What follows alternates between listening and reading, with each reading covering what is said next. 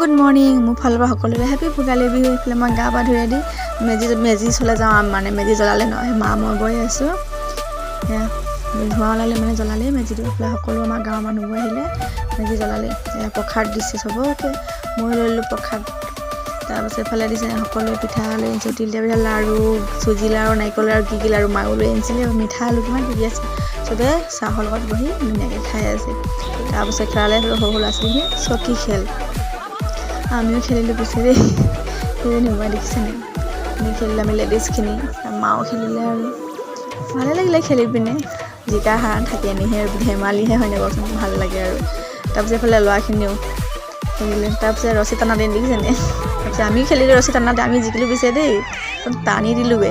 এফালে হ'ল টেকেলি ভঙা, খুৰীজনী জিকিলে। আমাৰ এফালে পিঠা দিছে কি কি আইটেম, আমাৰ বিহু পিঠা, মেজি, মা পাপা মই ভাইটি মই